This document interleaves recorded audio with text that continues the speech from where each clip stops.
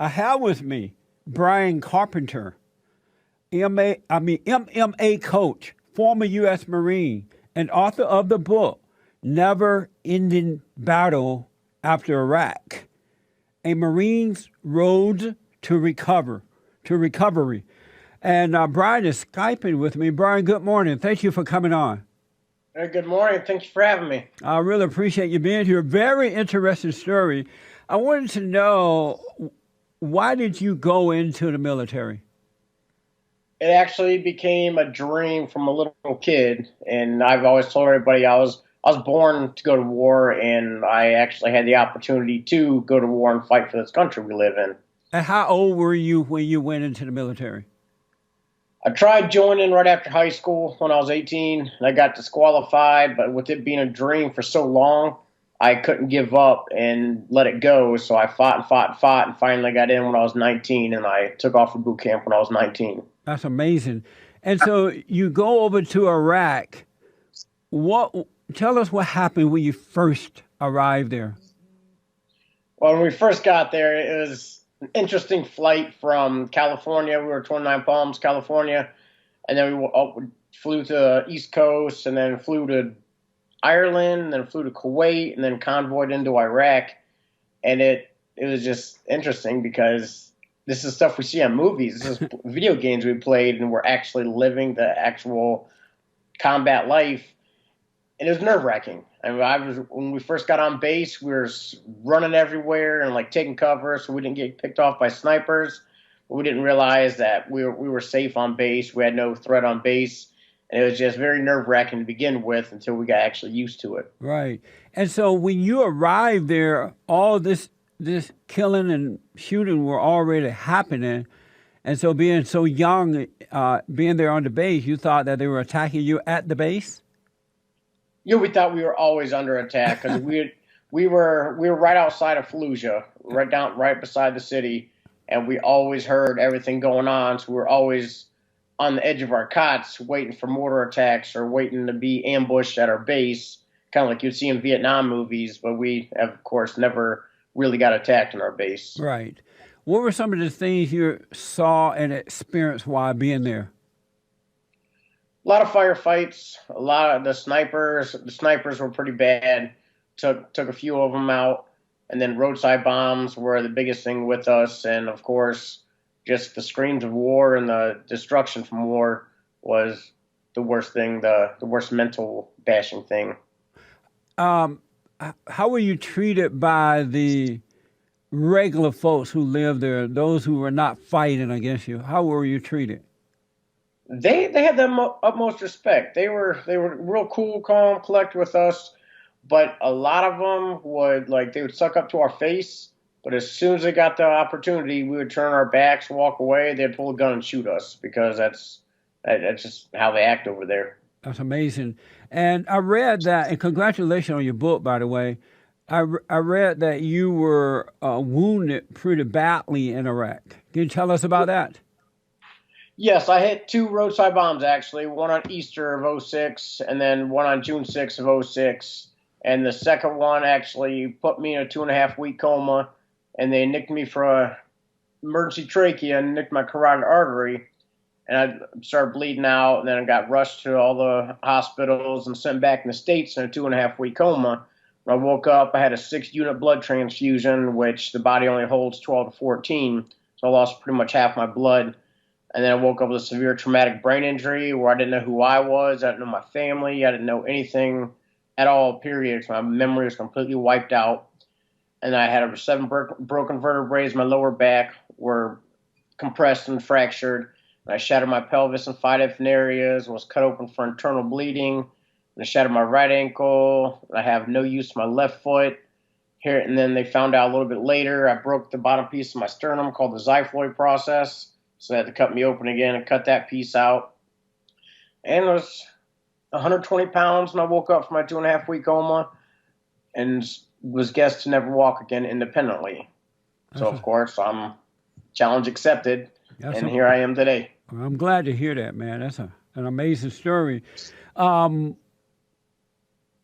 read that you had post-traumatic stress disorder after that Can you tell me what did that feel like? Tell us what was that like going through that? What did it feel like? What was going on in your mind going through that process? While in that process Oh, going with combat? with post traumatic stress disorder.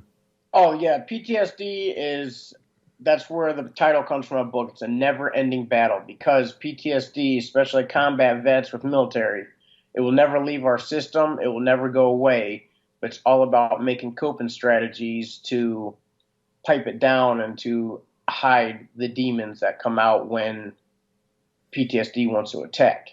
And it's the most stressful thing ever. I can't keep anybody close to me. I can't keep a relationship, and I'm always on guard. I'm always angry, aggressive. I'm always react before I think, before and with the vulnerable emotion block. It's how we were trained and rewired in the Marines was to be like that, and it's just going to live with me forever. And 10 years into it, a little over 10 years into it, I was getting better, but it's still affecting my life quite a bit. Where do you live now? What state are you in? I'm in Ohio. Ohio.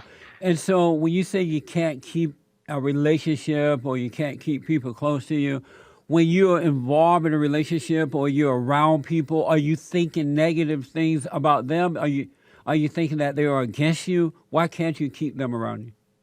That is a big thing where you just think everything's rigged. Everybody's out to get you. Everybody's out to use you for something, or just they're always in for the negative side of things. And of course, with my anger and aggression react for I think when I feel I'm being disrespected or there's a violation of integrity, I can't talk things out. I can't be calm, cool, and collected and approach the situation in a fashionable manner. Act like a drill instructor, and just normal civilians can't, or society can't handle that because I'm so angry and aggressive, and I demand things be done, and I'm more of an intimidating factor when I do approach things.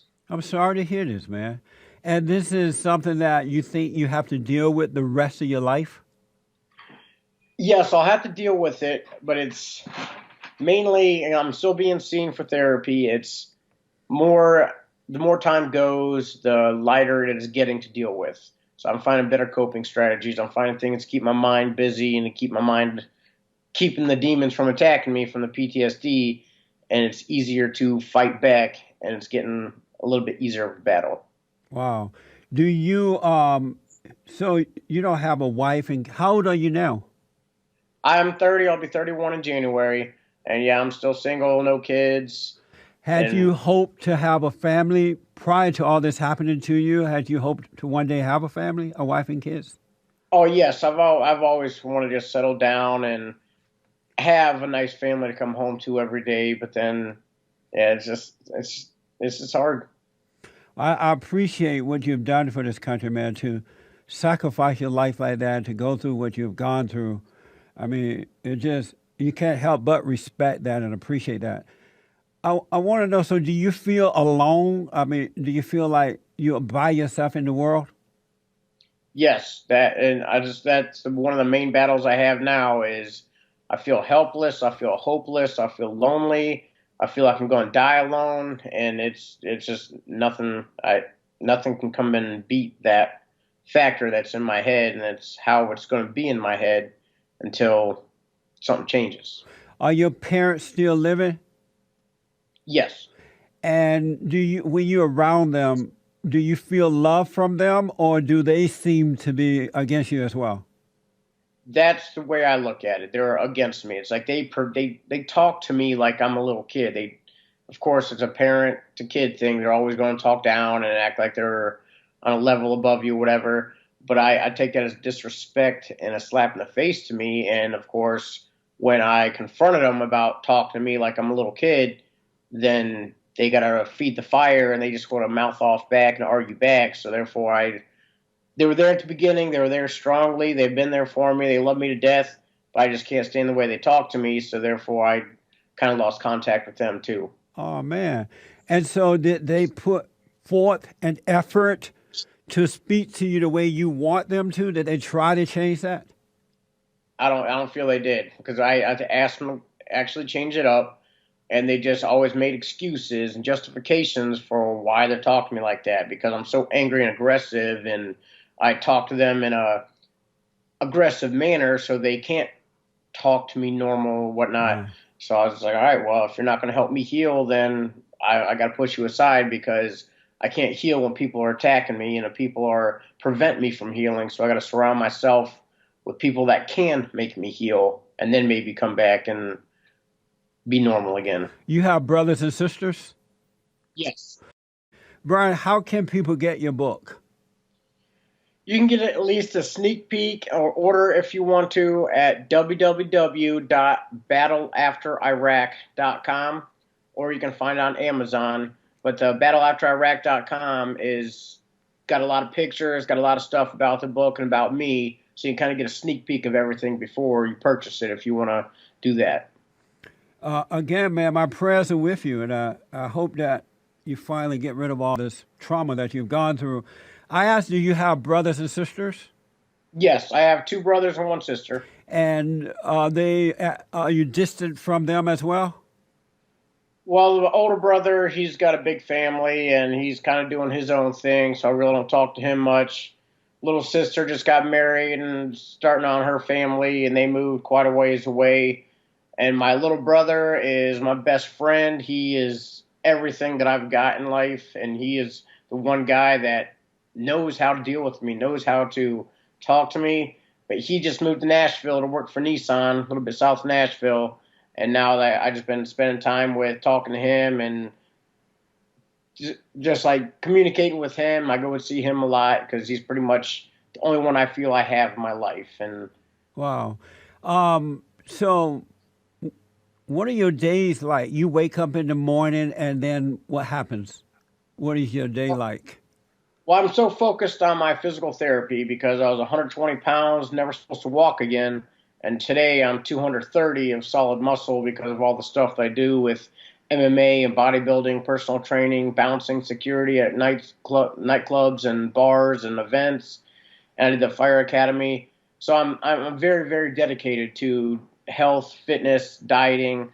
So I wake up, I make sure I get my diet plan going for the day, start my diet, go work out, train a few people, then come home, then get online and start finding ways to push my book, finding ways to advertise and promote and keep the book flow going so I keep my mind busy. You what was do you remember your personality prior to the trauma of Iraq? Yes, I do. Unfortunately, it's changed dramatically. What was your personality prior to Iraq? I was more of a passive, assertive person where nothing could bother me. Life was just perfect, and I was the happiest guy ever. There was not one stress in the world, and I wasn't aggressive at all.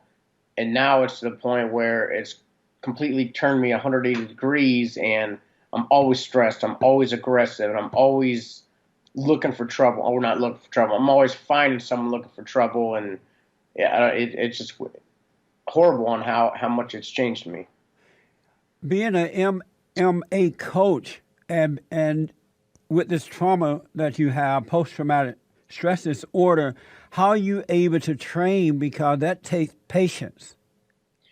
Actually, MMA was the beginning steps in 2009 when I first started. That was the beginning steps of my recovery because there's so much discipline, so much patience, so much stuff you got to apply with mixed martial arts. And it's just completely started healing me, started getting my mindset straight, started getting more dedicated. And if it wasn't for my mixed martial arts gym, then I would not be in the shoes I'm in now because they were the start of the day one of my really great recovery that I've had. I'm glad to hear that.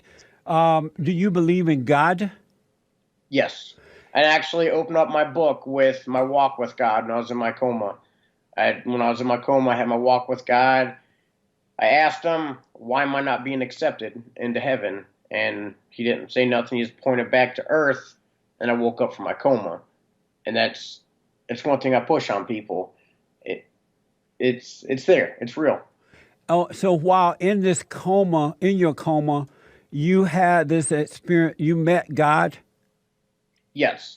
I didn't get to talk to him.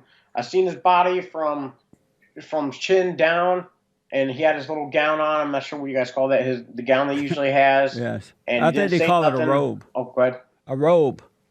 Robe, yeah, he had his robe on, and I just looked up to him. I was still in my combat gear and everything, and I was all up in the sky. I could see the earth from a distance.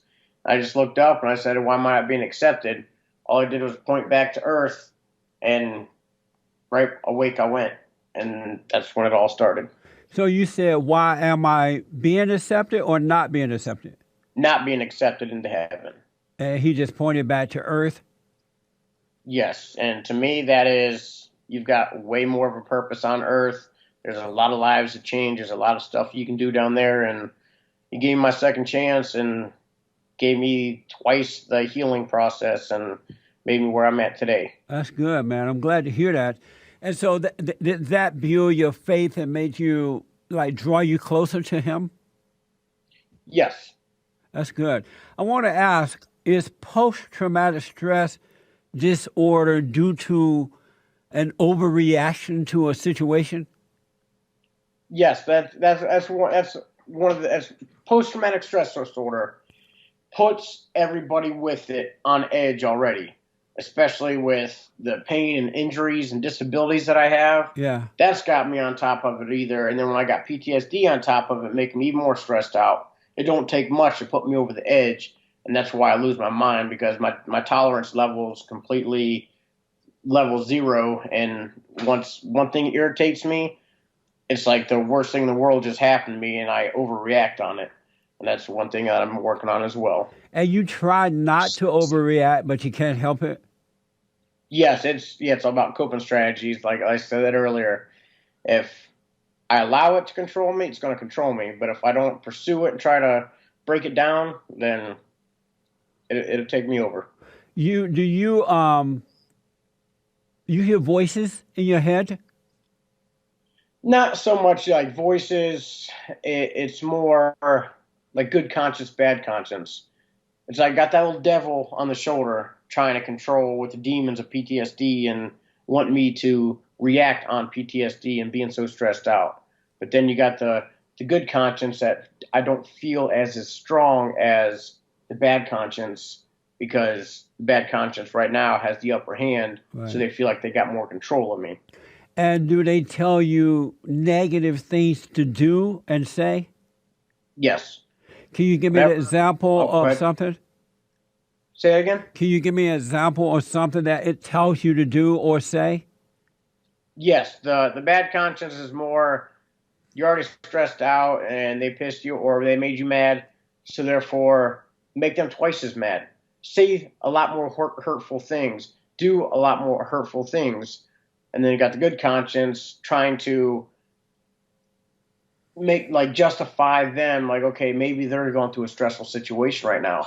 Maybe they're struggling with something, and maybe they're just acting under stress as well. Just give them a chance, and that with my react for, I think, anger and aggression always takes over, and it's going to be my way or the highway, and that's why I'm always still trying to fight. Do you have anger? Yes, very bad. And did you have this prior to going into the military?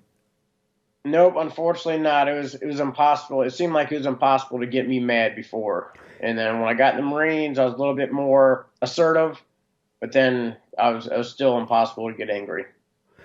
And so the anger came as a result of having to go through this war, and you became angry about that. What was happening to you? It wasn't more, going through war, seeing what I seen and had happen, what happened to me. It was more the effects of that affected me the most. Prior to, you were in this coma, and then you had this experience of meeting God. Prior to that, were you into religion? Are you a Christian? Or what was that like for you? I grew up a hardcore Christian and I'd always say, God blessed me with this. God, you're lucky because God had your back on this, and God this, God that. That was my life. And of course, going through the coma, since it was my life, that's who I got to meet. When a person is in a coma, do they know that they're in a coma? Are you able to hear the people outside, around you? Nope, didn't hear, didn't see nothing. I had the dream, of course, and then that was it. So it felt like I went to sleep in Iraq for a split second, and I woke up and I was in the States with my mom and dad beside me right away, and 2.5 weeks later.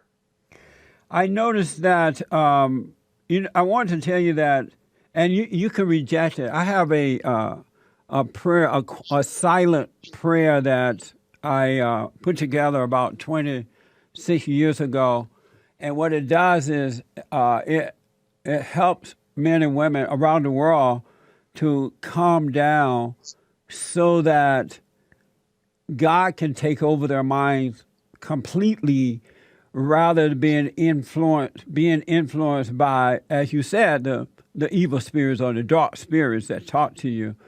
And I would like to give it to you. You can, if you hold on, once we're done here, Kelly can tell you how to download it on your phone. Would you like to give it a try? Yes, I'd like to. Oh, okay. And also, I do counseling. I work with a lot of people going through what you are going through now and been, thank God, real successful at it. So if you ever like to do private counseling, I would love to work with you. And it would be on me, no charge or anything like that. You've already paid me by sacrificing your life so that I can do what I do in this country. I appreciate that. Okay, so don't hang up. I want to ask you this, and then I think we'll be done here. A lot of military guys go into MMA. Do you know why that is? It's for me, it was more of an adrenaline rush because we all run off adrenalines. It's the camaraderie you get with the gym. It's just like the Marine Corps camaraderie. You're just that close to your fighters and members, and the discipline and just feeling of accomplishment. Okay. And do you make money from this? Are you able to earn a living by doing it? No, I don't charge anybody to personal train them at the gym. I just do it for my gym to bring in members. I don't charge my MMA gym for training for them because that's how much I love the sport. It's how much I love helping. It's how much I love to stay socialized and have people close to me is just doing it out of straight fun. And that's what I like to do. I believe in my heart that your life is going to change. I think everything's going to turn out well for you. Just, take time, and you just have to be patient and endure it until it ends. And I believe it will end and things will become normal for you again. Yes, I very hope so. My fingers are crossed, and, and hope for the best and expect the worst. And that's the way I live by. Yes, I really want to work with you, man. There's something good about you, so I really want to help you get past all this. And again, I have no doubt about it. You just have to get you past the anger. Once you let that go completely, then you shall be free. Mm-hmm. Are you being treated well by the military? Are they taking care of you and doing what they should do for you? Yes, I don't have any complaints with the military, especially the Marines, the Marine Corps Wounded Warrior Regiment. They call me every month. They send me gifts for Christmas, and they check up on me all the time, make sure everything's going good for me. And the VA, they take great care of me. I'm polytrauma patient, so therefore, whenever I need something, I'm put at the top of the list, and I'm the first one to be seen out of the average Joe that has nothing wrong with them. So they're always put me before everybody, and I have no complaints with the way the VA and the Marines are treating me. That's great, man. I'm glad to hear that.